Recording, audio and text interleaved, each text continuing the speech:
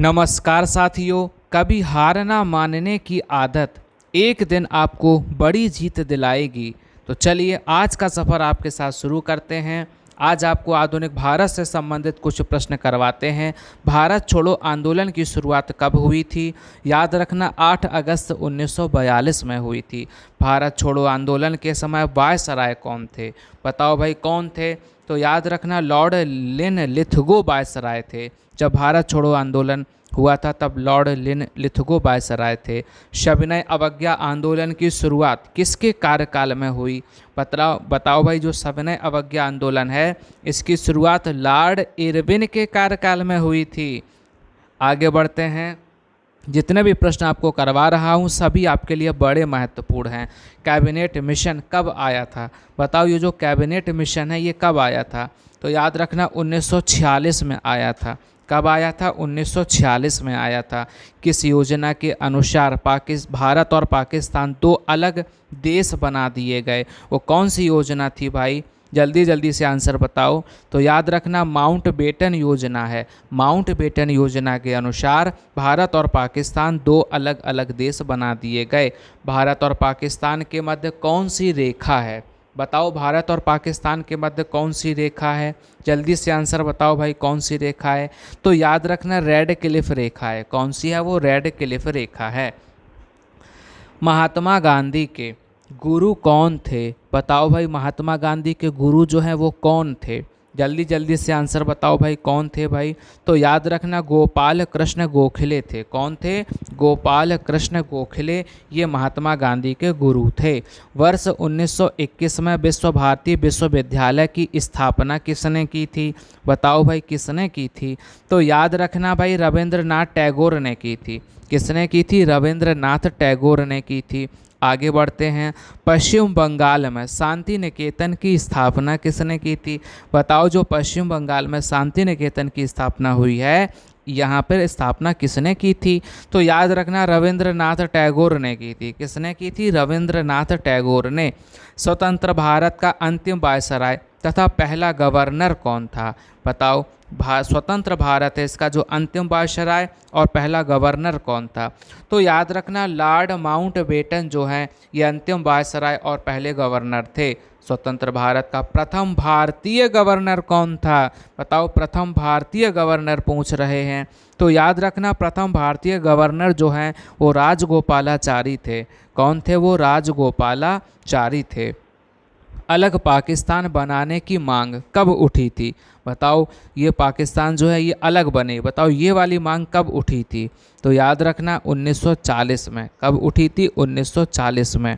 आइए आगे बढ़ते हैं। कांग्रेस का 1929 का अधिवेशन जिसमें पूर्ण स्वराज का लक्ष्य घोषित किया गया था ये कहाँ पर हुआ था?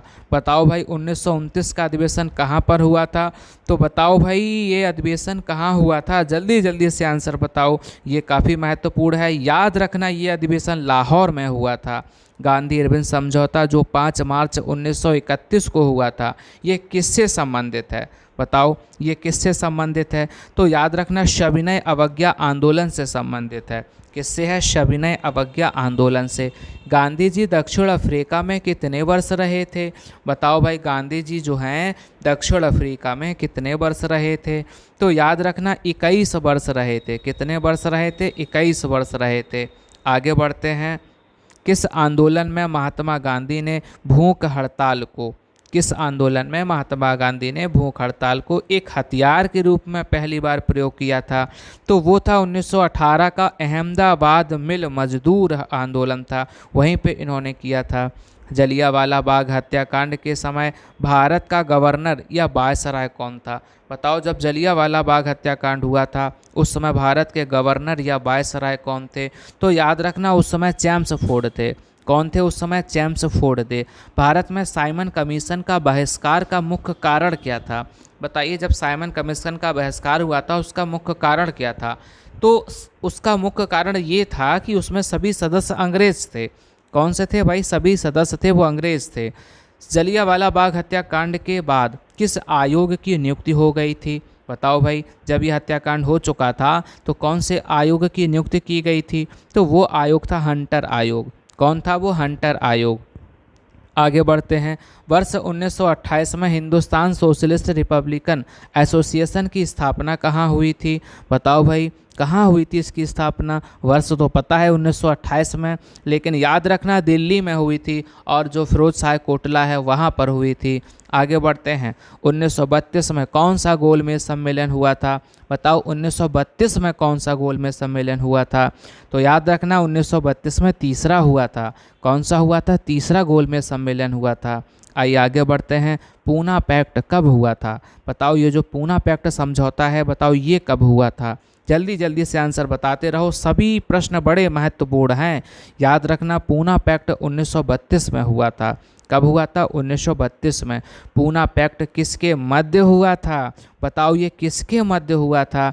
तो ये भी याद रखना, ये पूना पैक्ट जो है भीमराव अंबेडकर तथा महात्मा गांधी के मध्य हुआ था।